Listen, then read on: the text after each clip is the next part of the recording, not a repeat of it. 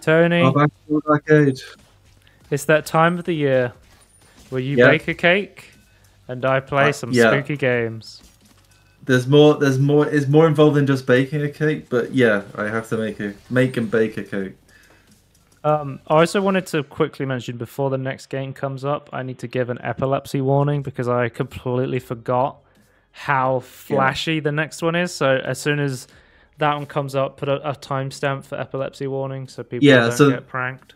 if if you look, yeah. So hopefully the chapter system works. You should be able to see like a big old warning. So that I don't should know if you remember this, Tony, but hover over the. we actually played a game called BioCrisis Return to the Lab, which was a demo, which was a follow-up to this game, which was like a 3D House of the Dead style game, which I was pretty vaguely cool. remember. And Yeah, this is the original 2D game. It's based on like old school 2D arcade shooting of zombies. I, for the life of me, kept dying because I couldn't figure out how to reload my gun. There is like no tutorial for this. Immediately, you just you have go three in. a grenade or lies with the actual grenades. I think. Well, I'm dead and I have 3 grenades, so they're grenades. Yeah, you got a grenade Um, button. I think it's right click to reload if I remember correctly, but I think it was just I kept trying to like shoot off screen because that's what you do at arcades is when you need to reload. You point the physical gun off screen and you pull the trigger and it reloads it. So I thought, oh, if I aim at these bullets over here and shoot, maybe that reloads. But yeah, this is a game that came out in 2020 and it is a very short little arcade zombie shooter. The idea is that you're trying to escape an infected lab from these zombies. It's a very like short, cheap game. I think it's like £1 or £2. I think I got it on sale. But I saw it after I played the 3D demo. I was like, this 3D demo is really cool. I should check out this 2D version and play it for Halloween. There's probably going to be multiple Halloween Tangerine videos because I've already played a bunch of Halloween games and I plan on playing a bunch more. So I'm going to try and split it up a little bit. So we're going to be talking about 1, 2, 3, 4, 5, about 6 games this time. But some of them are quite short like this game, so they won't be very long. But yeah, the idea is you're basically trying to shoot the zombies, collect as many points as you can before you get to the end and you escape from the containment unit. There's some sort of biological disease has gone out and started infecting people, and you're just trying to escape. Well, if it is the scientists, I assume, because they're in hazard suits already, so it didn't really work. You were saying, like, is it meant to be this jerk? And I'm like, yeah, like, originally the game is supposed to look like this. It's meant to be that very, like, low frame rate 2D animation style.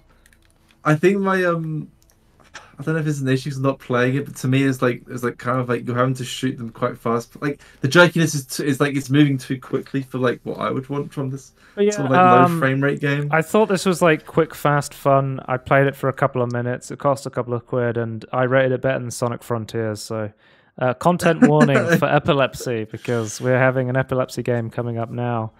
BioCrisis it's all right. It's a fast little fun game. So I'd recommend checking it out if you're interested in that sort of thing. Have I played one file? I think I have. Hang on. I'll do some live rejiggering. See if this works. There we go. Okay.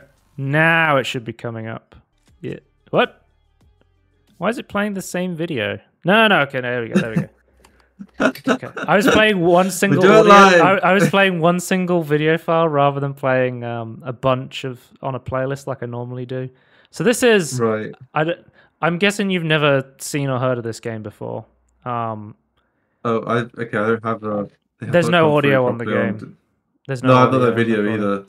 You've got. Oh, I need to restream it because I reopened it. Yeah. You restream. Tony, you've never seen this game before. No, you can't see anything. So This is a game I used to actually play on the Xbox Live Arcade. It was like a super popular game on the Xbox Arcade. It's a twin-stick shooter where you basically have to kill a bunch of zombies, and it's called I Made a Game with Zombies in It because it is a game, and the audio didn't pick up, but I'm guessing it's not super copyrighted, the song, but the entire time the guy is just singing in the background, I made a game with zombies in it, yeah, welcome to my game, I made it for your pain. That's what that's how he's singing the entire time the game's going on. It sounds quite annoying, if I'm not gonna lie. Well, the reason, because I said to you that gets like really intensive and flashing, but I feel like that's actually core to the gameplay because the game's really trying to distract you from like being able to complete, like the game's sort of designed to be hard in like a visually distracting way to a point where is it fun though? Yeah, it's also 4-player co-op, and because this used to be on the Xbox Live Arcade, and I was like, what the fuck, this is on Steam. This came to Steam in like 2021. Because I used to play this on the Xbox Live Arcade. It was super cheap. It was like, what was it you bought games with back in the day? It wasn't Gamerscore. It was like Xbox Arcade credits or whatever, right? But it was like, it was cheap. I think it was like, I think it would literally cost like $1 or £1, less than £1. Back in those days, it was probably like 50p because we had good conversion rates, but. Yeah, because it's like comment had like 69 cents. I remember like 50p. I had one birthday where I had my Xbox 360 and I was like, I really want to play Stacking, the Double Fine puzzle game where you have to stack Russian dolls into each other.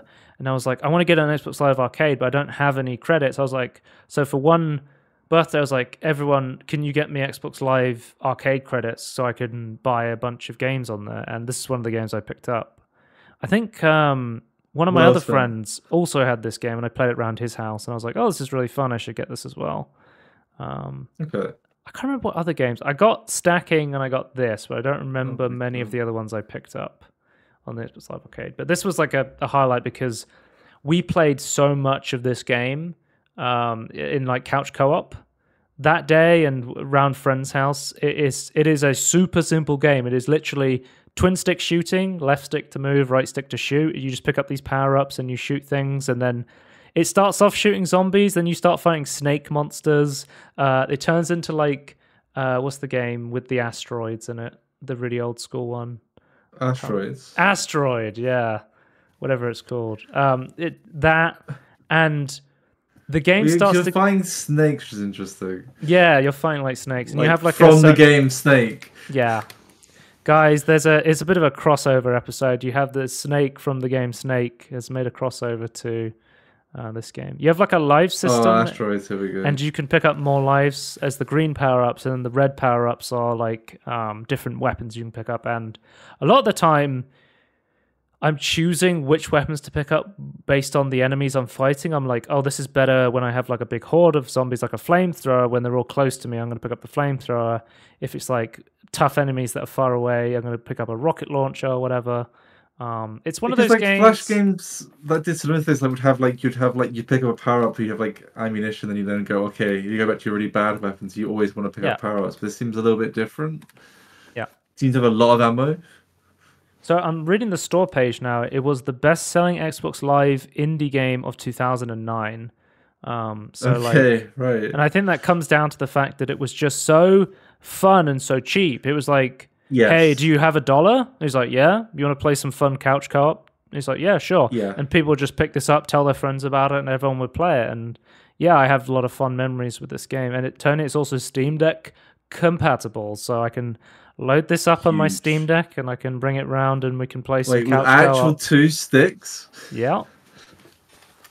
Yes, sir. It's crazy. I've used it with my Xbox controller. I'm sure DualSense works fine as well. So, definitely. I didn't even try it on mouse and keyboard. Apparently, it's been completely revamped to a new engine. Supports keyboard and mouse. Okay. And it says, Yeah, it says on the store page, a bit weird. it says on the store page, we'll soon have online multiplayer, but it still only has single player listed so far. So I'm guessing maybe they gave up on that because it's been a few years since they posted this, I guess. Yeah, I don't think. I think it'd be nice, I suppose. But the top review for this is "Eat Your Heart Out, Vampire Survivors," which I'm like, I don't know. Bit different. I love reading the reviews on the Steam page now because there's so many people like. I used to play this game all the time on the Xbox 360 when I was like 12, 13. So many fond memories of playing this, and I'm like, yeah. I mean, how old was I in 2009? I was like 14, something like that. Yeah, even about 14. But yeah, I was end or start, but yeah, I was around that age as well when this kid, like, bunch of teenagers played this game and had a lot of fun with it. And the reason I mention it, because as the game goes on, the soundtrack evolves, so it's not just him spamming "I made a game at zombies with you" over and over again. That sort of comes in and out. Like in the asteroid section, it goes to more like calm electronic music, but then right, that sort of stuff. It feels as if the game sort of gets angry with you, where it starts to go into like this almost like screamo music, and it starts flashing the screen and trying to make it visually distracting as possible. Like the game's like angry, you're still able to keep playing and trying to beat it. So it's like, I'm gonna make this impossible for you. Like flash, everything's flashing, angry screamo music. You can't beat this game. And it was like, as a kid, like playing this with friends, that was so compelling. We were all like, what's going on the screen? I was like, I have no idea, but we've got to beat this thing. And it's like, it is super fun. And yeah, I don't know. So usually I go back and I play games that other people have nostalgia for, and I'm like, I don't understand this nostalgia. Or I'm like, oh, I get nostalgia. I have mega time nostalgia for this. So I probably am a bit biased as to whether this is a good game in 2023. Well, just watching it, I'm finding the visuals very annoying, but I don't know what it's like to play. Well, that's kind of the point. I'm going to be honest with you. That's fine, but then it's irrelevant to like my feeling of like, is it good or bad? It might be the point, but I can still say it's good or bad. Yeah, well, we don't want another Kane and Lynch argument. Exactly. We'll have to wait. But yeah, super cool. I didn't even realize what half the zombies look like, because back on the Xbox 360 and the arcade, I was like, they're like tiny sprites and you cannot even make out what they're supposed to be. It's like, yeah, they're kind of like blocky zombies. Yeah, but seeing it in like high resolution now, I'm like, oh, that's what the sprites are supposed to look like. They use higher resolution sprites with the Steam release then. Yeah, well, they said it's a new engine they made for the Steam release, so I'm guessing they've upped it a bit. But yeah, I would recommend trying this out. It's free to play on Steam. So if you're somebody who remembers this and wants to try it out again, or if you're someone who's like, I'm into twin sticks, Vampire Survivors, stuff like that, maybe check it out. I mean, I think this is going to be infinitely more fun couch co-op, so if you can get some friends together and play it with them, then it's going to be really fun. But yeah, really happy I re-experienced this game again, because it's really fun and I would recommend it. Yeah. All right, next up we have Save Room. Tony, this game is so good. It's the Resident Evil 4 attaché case puzzle game. I don't know if you remember talking about this, but it's a puzzle game where you have to sort your inventory like a Resident Evil game. And holy shit, I think there's something with my brain where I cannot understand puzzle games, right? But if you put it in the context of a video game, I'm like a savant. Like, I just sat down for an hour and I played this straight and completed it. I was like, that was so fucking fun. I think this is kind of different to the puzzle game, because it's very much like I don't know, you say like a space challenge. Yeah. Like Tetris. Like, I feel like you're quite good at that. I would say. But you look at it and you go like, oh, you're just rotating blocks. How advanced can it be? I almost don't want to spoil it, but like, there's so much more to it. But like for example, in Resident Evil, you have like a health meter. On some of the levels, you start the mission injured. So then you're like, oh, what if I use the health item to heal myself, and then Oh, I'll to have get the more space. space? And then there's stuff Right. like, That's what if cool. I now... Some of my guns don't have ammo in them. I'm now going to load my guns so I can get more space. And it's like, it's really smart. And yeah, I loved it. I was like... Oh, it's combined. It's so fucking nostalgic for Resident Evil players, while also Guys, being like a really engaging puzzle game. I love this. I if you sat want down. nostalgia for Resident Evil, I sat down for like an hour and a half streaming this on Discord, and I played the entire thing in one sitting. That's how much I love this game. Nice. I was like, this is so fun and engaging. I was like, Tony, I found it. The puzzle game that will allow the puzzle game that I can finally do.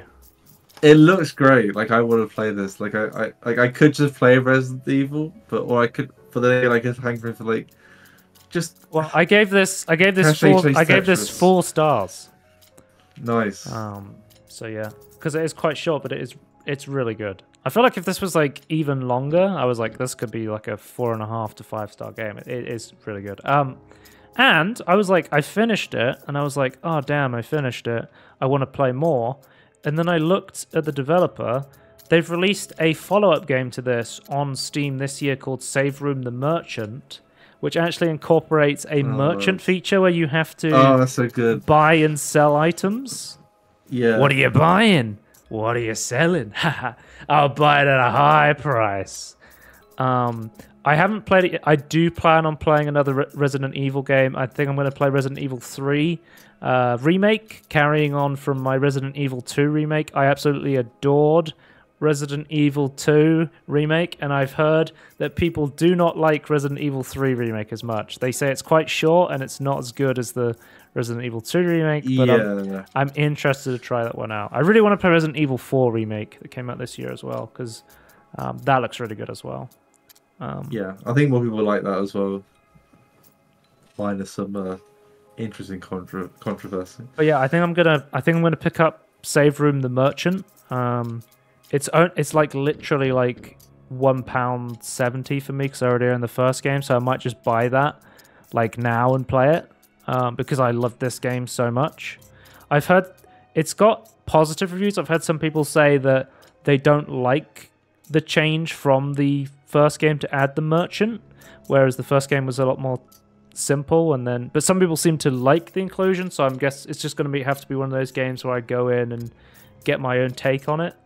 I adore this game. I can't say much more about it without spoiling puzzles, I guess, but there is so much more depth to this than you would think, and it is so engaging. There's about 40 levels, and it took me about an hour and a half to sit and beat all the puzzles. And for like, I think the game cost about £2. I would highly recommend just buying this game and playing it this Halloween or whenever. It is really, really fun. It's one of the best games I've played on Halloween so far. So, it's got the full seal of recommendation from me. Best game so far. Yeah. Yeah, it looks great. I mean, I'm just watching it and I kind of just want to mess around. Yeah, you just pick it up and then you right-click to rotate. It's super intuitive, combining stuff.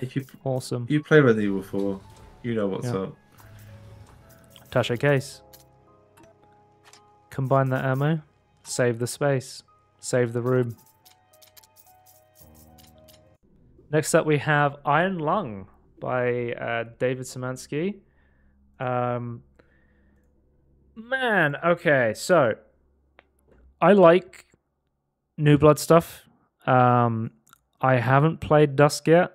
They are going to release a HD version of Dusk in December, so I was waiting to play that. I just played a Medieval, but I was like, I've heard really good things about Iron Lung. It is basically like a weird...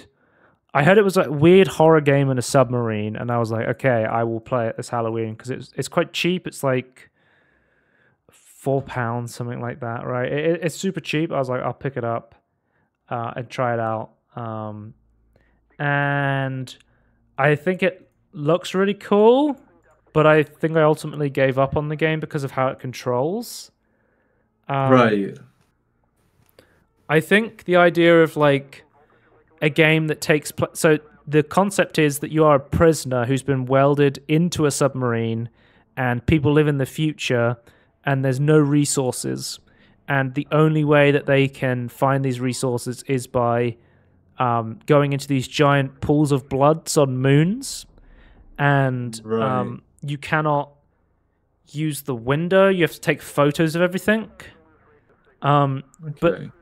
the actual gameplay experience for me personally, I know a lot of people like this, but for me, it's okay. So the way I said, like, save room makes complete sense to me. Like, I'd like completely click with that. I hate coordinates. I hate navigating with coordinates. It's one of my biggest pet peeves. I hate it on Minecraft, and I can't do it on any game. And this entire game basically drops you in, goes, here's a map with coordinates. Figure out where you are by taking photos randomly of random stuff. And it's just like, oh, I don't know if I can handle this. I really tried to play this game for like, I think I tried it for like 10 minutes. I crashed, and then I went in and I tried again, and I was just like, I'm not having fun. And I know people like this game, like Markiplier is making a film of this game because people are like, it's really cool. Yeah.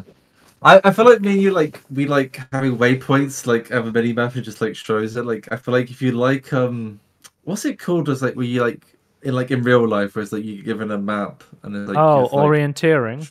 Yeah. If you like that sort of thing, I think this is probably the game for you. But yeah, it's not really a thing that I like doing either. But yeah, the idea is really cool. The aesthetics is really cool. Yeah.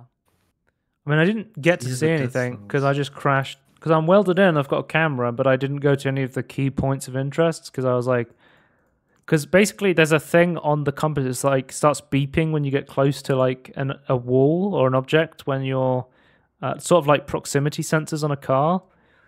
And I was really trying, because I was like, oh, there's something there, and then I crashed into it and died and had to restart again. And then I tried to use the map to navigate, and I was like, oh, I'm here on the map. And then I looked at my coordinates, and I was like, no, I'm nowhere near where I think I am. I also looked at the map again, and I was like, I have no fucking idea where I am. And I was just like, man, I feel like this is one of those games that got really popular from other people watching YouTubers play it, whereas maybe the actual experience of playing it is not the greatest. I don't know. I felt like I might be in a minority here because it seems like people were very positive about this game, but well, some people love orienteering, and I don't understand it personally. So I think it's very different because like David's very much known for his FPS games, which are like very tight gameplay mechanical games, whereas this is a very clunky, slow game with a lot of atmosphere. And I was like, you know what? I'm just going to abandon... I'm going to abandon Iron Lung, and I'm going to play Chop Goblins instead, because this is another game David made. And I was like, it is a very short little FPS game. So I was like, you know what? I love FPS, retro boomer shooter FPS games. Let's go and play this. And this is... go on. What are you going to say? I was gonna say, I just clarify. You're chopping goblins. You're not the. We're killing the evil goblin bastards. Yeah, I just wanted to clarify that because I was confused at the start before we started recording. But basically, I remember seeing this game on I think it was Twitter or whatever. Basically, the idea was it was going to be this concept of a micro shooter. So it was an FPS designed to be played in a single sitting, without sacrificing depth, variety, or creativity. So it's basically, let's get some cool gameplay down, make some interesting levels, and just have you sit down, play it, and be like, complete it sort of thing. And I think it was very interesting to try out. I did complete it in one setting. 100%ed it in one sitting. I played through the game on the normal difficulty for people who've played FPSs, and then I went back and I played on the highest difficulty. I went back and did all the achievements, and then there's also remixed versions of the levels. There's about 5 levels. If you've played Quake before, you'll be very familiar with like the secrets that are in this game as well. It reminds me a lot of Quake, and as someone who's never played Dusk, I think Dusk is very much along those lines from what I've heard. It's very much, retro, Quake-inspired sort of game. The weapon variety is interesting. You get this melee attack, which is like a little dagger. Also just blew myself up. Then you get this flintlock pistol that is very slow to attack and reload, but it has very heavy bullets, so they actually penetrate through enemies. Okay. There's this impaler gun, which I unlocked the secret for it, which was you actually get it in Dracula's castle because you're teleporting and time warping around. There's like, that's the idea, is like, I want to do all these cool locations, but I don't have the game to pad them out. Let's just have you time warp between levels. No reason. Yeah. You'll go from like story, go do what you like. Yeah, you'll go from being in a museum. The first level's a museum, then you time warp to outside in like a car park, and then you go to like Dracula's castle, and then you're in like ancient Greece, and then you're in like a cyber futuristic area. It's like that's the main levels. Interesting.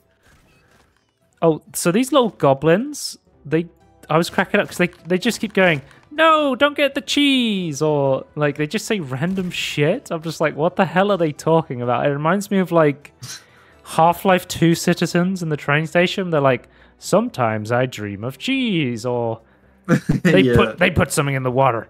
Don't drink the water. And it's You're just saying like, they got real crazy NPC energy. Yeah. Well, they're literally NPCs, so. True. Also, they have an excuse. You can collect these coins, and I think they're basically only for score. There is nothing else to do with these coins other than just trying to play through the game again to get a better score. So did it not tell you like how many you collected? Is it like a... No, I think it's like purely for score thing. Okay. There's no like secret ending or anything that I'm aware of for collecting coins or whatever. I just kept picking them up because they were there. I was like, oh, coins, I'll pick those up. If you put coins on the floor in a game, I'm going to be like, well, I'm going to collect the coins, obviously. That's my collectathon brain right there. You've got to collect all the coins.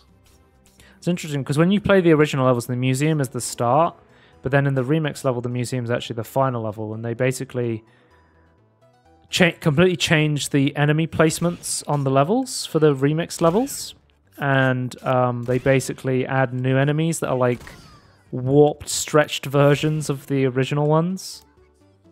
Where's all the cheese? I can hear him in the background. They're talking about the cheese. Yes. So also from running the achievements, you can actually deflect back those cleavers they throw by meleeing them in midair, and then there's an achievement for killing one by meleeing back the one they threw. That's nice to see. I do like this mechanic. I feel like it's a more active... Yeah. I call it like a parry system, but it's not. But yeah, I don't know. I quite like that.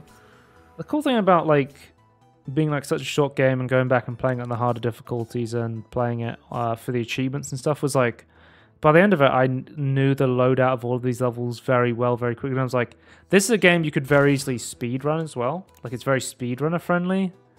You can kind of just rush to the exit if you want. And it is very much designed to be replayed over and over again, which I think is a really cool idea. I like this idea of a micro shooter because we've seen, like, I think we've seen games get criticized recently for being too short. Like Shadow Warrior 3 was criticized for being only 4 hours long. And I'm like, I'm playing games like Boomerang X, which is like an hour to an hour and a half if you play it on like New Game Plus. And I'm like, that game was so good, but it was also very short. But it's like, I would rather play a really good short game than a super long mediocre game, in my opinion. Yeah, I've been talking about before, but like, I think a price has a big part to do with like expectations of the product. This game is a lot of David Samantha games are quite cheap, so this was about £3 or something like that.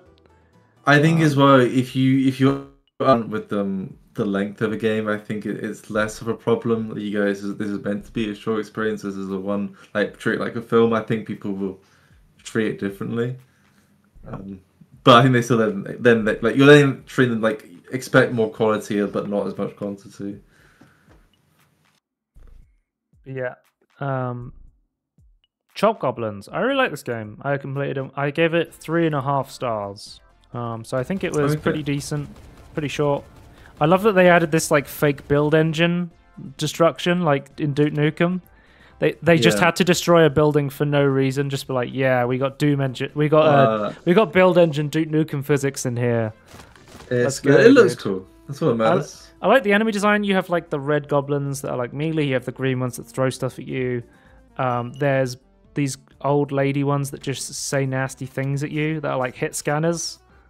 They're just like, you suck, and then it damages you from across the screen. So like a bard ability from D&D. Yeah, like Baldur's Gate or whatever, right? Where you can just convince someone to like fucking love themselves. I think it's called Vicious Mockery. It's called. Yeah. I remember I was playing this level, and it was like I was just chilling along, and then a car full of goblins just came out and just started attacking. I was like, "What the fuck is going?" There's a couple of moments where I'm like, "What the fuck is happening right now?" Yeah, so just like they've got like really good encounters. Then, yeah, I think that's pretty cool. They actually put a lot of effort into it. Yeah, like in Ancient Greece, you get like a wizard staff that is like the BFG of this game. There's like a shotgun on this level. Wait, so how many hours did you put into this? How many hours did I put in? Let me check my Steam.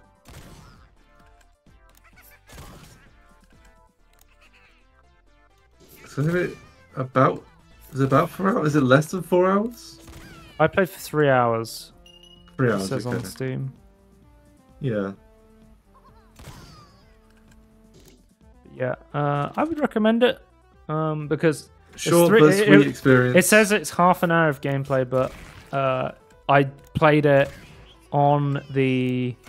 I played through it in the hardest difficulty, and then I got all the achievements, sort of thing. So that's why it took a bit longer for me at 3 hours. But yeah, so 3 hours for 100% completion, but definitely worth the admission price in my opinion. If you're like, oh, I just want to chill and play a little boomer shooter for a bit, I can sit and complete it in one day. I'd recommend Chop Goblins. I think it is really good, and it's nice to see a David Szymanski game I did enjoy because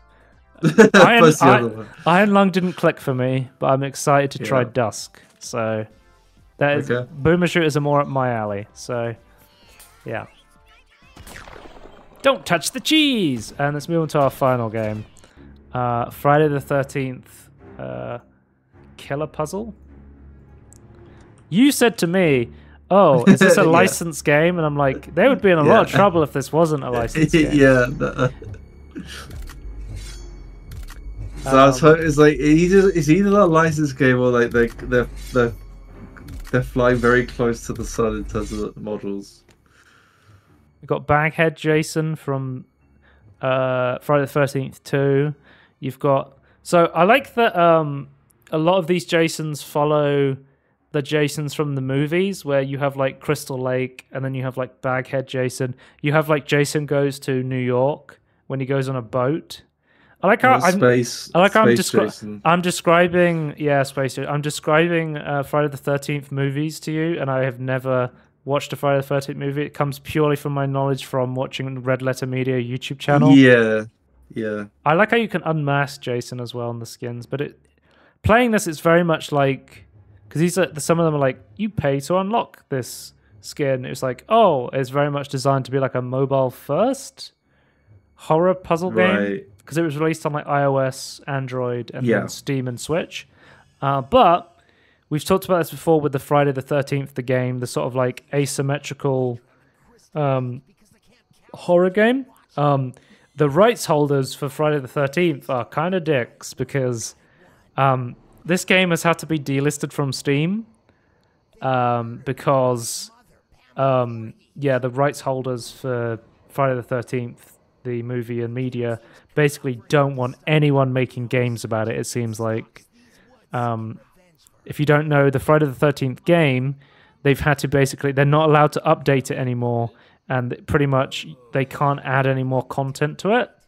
And then for this game, they had to completely remove it from the store. So you can say if you want PG or R-rated gore when you do the kills, but and of course you knew you were going to put this on YouTube, so you put it as R-rated. R-rated, yeah. But for this game, it's been completely delisted from Steam. I think the only way you can is that your mother? Yes, it's Jason's mother who's telling him to kill people. She's also your hint button. So she'll give you hints on how to beat the puzzles. When you get the final kill, you have to like time it to get this kill animation. And then you get a little bit more blood before you go on a bloodlust. And when you fill up the bloodlust, you unlock a new weapon to use, which has different like cosmetic effects. I think this game's quite cool, but it's also... I'm not a big fan of sliding puzzle games. Yeah. Is that the whole game then, the sliding puzzles? Okay. It adds more and more elements to the sliding puzzle. It's like at a certain point you get access to, like in chapter 2, Jason goes to prison. You have guards, and if you try and attack them from the front, they'll shoot you. So you have to attack them from the back, which changes how you move. There's also like traps, like bear traps, fire, water. Jason can't swim, obviously. If you don't know the lore of Friday the 13th, he drowned in a lake. Yeah. And if you accidentally slide yourself in a position where you go sliding to water, you'll die and you'll fail the mission and you have to start again. Also, apparently, Jason is a cat lover. I did not know this, but they add cats to certain missions, and if you kill the cat or force the cat to get scared and run away and kill itself, you will fail the mission. It'll say animal cruelty. So, guys, deep lore, Jason loves animals. I have no idea if this is actually true based on the films. I don't know. I've not watched them either, so I have no idea. I'm going to type Friday the 13th. Does Jason kill animals? He never kills children or animals. Okay, guys, it's official. He has never killed a child or an animal. Jason from Friday the 13th. So these guys are like high schoolers then, I guess. Yeah, like when you kill people, it goes final victim. Sometimes it goes final boy, or it goes final, or it goes final Chad. I've heard final nerd. There's loads of random ones. But this is the point where you can tell it was sort of designed to be more of like a mobile game, where it's like you fill up your bloodlust and then you unlock a loot crate, which gives you a new cosmetic weapon for Jason to use. And I was like, oh, this kind of feels like it's more designed. It's like, tap the screen. I'm like, I can't tap the screen. I'm on a computer. You tap the screen. I tap the screen for you. I think one of the really big positives about this game is how many different kill animations they have. There is tons of kill animations in this game, and they're all unique and look really interesting, and they all have this like funny, like chibi 2D, like sort of almost animated violence to them, where they're like funny rather than super gory, which I think is quite interesting. So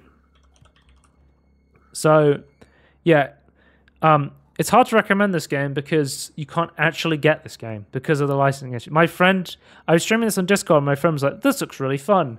What is this called? I want to get it. I was like, you can't. It's been delisted from all stores. I think the only way you could get this is maybe if you bought a Steam key through a grey market. If somebody happened to have a key of it, whether or not they would activate the license on Steam, I don't know. Or I think because it was a Android game, someone might have the original APK saved and could distribute it through grey means. Sail the high seas, you could say. Another mechanic is if you get too close, that it will scare people, but this is also integrated into the puzzles where you kind of need to scare people to put them into certain positions. Yeah. I think as a themed sliding puzzle game, I think it's very good for what it is. Yeah. Well, they also interesting. They also have like another game called Slayaway Camp, which is essentially came out in 2016 and is like a sliding puzzle game where you control a killer called Skullface, who's a psycho slasher, and goes around killing people. And then they were like, "Oh, we could just change this and give it a Friday the 13th skin." In like when they released that, and then that's what they did. But I feel like for me, it's way more compelling as a Friday the 13th game. Like, I'm not really interested in playing a sliding puzzle game as a random killer, but like the whole Friday the 13th skin makes it like awesome. I think it is really, really interesting to see and to watch. So, would you play this outside of October though? Is my question. Yeah. Well, I guess that's fine. I've played like quite a few levels on it already, and I'm already like, okay, I'm kind of done with this game. Like, Yeah. I've played like, A bit too simplistic. well, no, like, it's got to the Oh. point where the puzzles are too hard for me, and I'm like, I don't know what to do.